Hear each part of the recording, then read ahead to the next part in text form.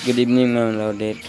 Ako nga pala si Andre Paul A. Kapapas. So, talakayin natin kung ano ang gender timeline.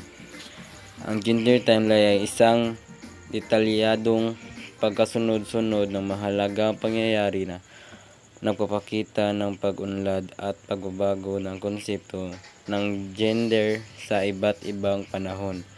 Sa pamamagitan nito, makikita kung paano nag-iba ang pananaw ng lipunan tungkol kung ano ang ibig sabihin ng pagiging lalaki, pagiging babae, at pag-iral ng mga ibang gender identities. Sa sinaunang lipunan, simple at mahigit pa ang pagtingin sa gender. Ang mga tungkol ay nakabase sa pisikal na kakayahan at tradisyon.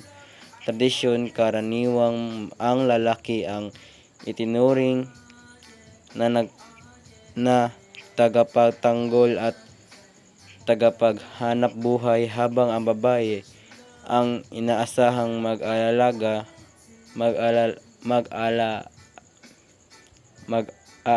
ng tahanan at pamilya. Sa panahong ito, hindi pa pinag-uusapan ang gender bilang identidad.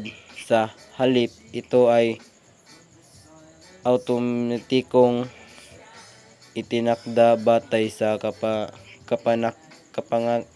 kapanganakan at kultura. Habang lumilipas ang panahon, nagsimulang magbago ang pananaw ng lipunan.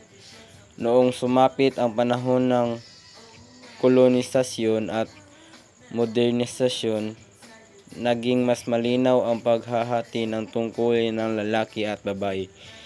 Ngunit nagsimulang magkaroon ng tanong kung tama bang limitado ang papel ng bawat kasarian. Dito na unti-unting umusbong ang mga kilusang para karapatan ng kababaihan, pagkaroon ng edukasyon, kalayaan sa paggawa at paglahok sa politika. Pagsapit ng ika-20 siglo, lumawak pa ang diskusyon tungkol sa gender, natuklasan ng mga scholar, siyentipiko at mga aktivista na hindi lamang pisikal na katangian ang bumubuo sa gender. Dito nagsimulang maunawaan na ang gender ay maaring hiwalay sa sex, na sex ay biolohikal, habang ang gender ay nauugnay sa papel, gawi at pakikilanlan sa isang tao. Nagbukas ito ng mas malalim na pag-unawa na ang gender ay maaaring magbago at iba-iba sa bawat individual. Noong huling bahagi ng 90s hanggang pagpasok ng 20s, mas naging lantad ang pagkilala sa LGBTQ+. Lumakas ang mga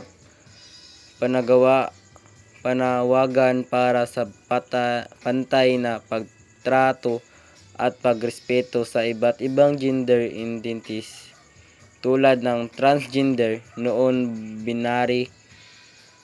binary at genderqueer. Maraming pagbabago sa batas, kultura, edukasyon at media na nagpatibay ng ideya ng mga gender at hindi lamang may dalawang kategorya, kundi mas malawak at mas komplikado.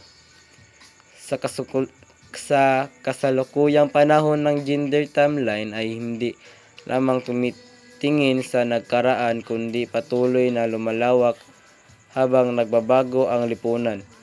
Kasama na rito ang patuloy na pag-usbong ng pag-aaral tungkol sa SUGI, ang pag-angat ng boses ng iba't ibang komunidad, at ang pag-unawa na ang gender ay bahagi ng pagkatao na hindi dapat limitahan ng tradisyon o stereotypes. Sa kabuuan ng gender timeline ay nagsisilbing masusing tala na kung paano umabot ang lipunan sa kasalukuyang pagtingin nito sa gender. Ipinakita nito ang paglipat mula sa makitid at mahigit na konsepto patungo sa mas malawig, mas bukas at mas makataong pag-unawa tungkol sa kung sino ang maaring maging bawat isa.